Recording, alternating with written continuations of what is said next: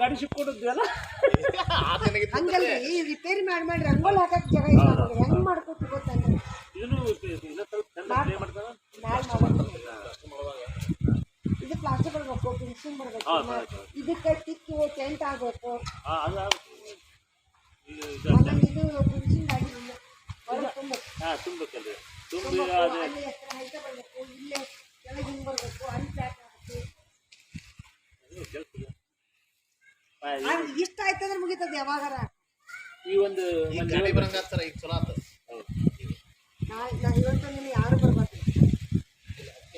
ಇದನ್ನ ಬಟ್ಟೆ ಹೋಗಿದ್ಯಾ ಬಟ್ಟೆ ಇದು ಮಾಡಿರ್ತದೆ ಚಿಲ್ಕ ಹಾಕಿ ತೆಗಿತಾರಪ್ಪ. ಇನ್ನೊಂದಂದ್ರ ಚಿಲ್ಕ ಹಾಕಿ ತೆಗಿತಾರ.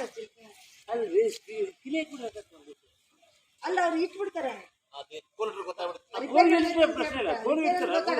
ಹಾಕಿದ್ರೆ ತೆಗಿತಾರೆ. ಜೊತೆ ಇಲ್ಲ ರಿಪೇರ್ ನಡೆದಂತ ಗೊತ್ತಾಗತ್ತೆ.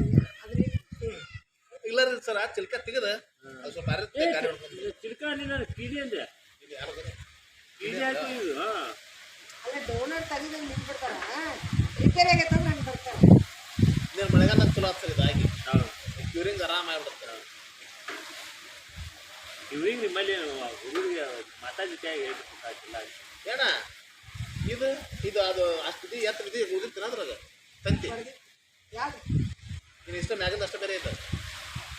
ಅಷ್ಟು ಗಿಲ ಮಾಡ್ಕೋಬೇಕು. ಇಲ್ಲ ಇಲ್ಲ ಒಳಗಡೆ ಏನಾರ ಸಿಕ್ಕಿದ್ರೆ ನೋಡ್ರಿ, ಇದು ನಿಮ್ಗೆ ಕೇಳಬಾರ್ದು. ನಾವು ಮಾಡ್ತೀವಿಲ್ಲ ಮತ್ತೆ ನಾವು ಸಂಬಂಧಪಟ್ಟಿದ್ರು ₹1 ಖರ್ಚು ಮಾಡಲ್ಲ.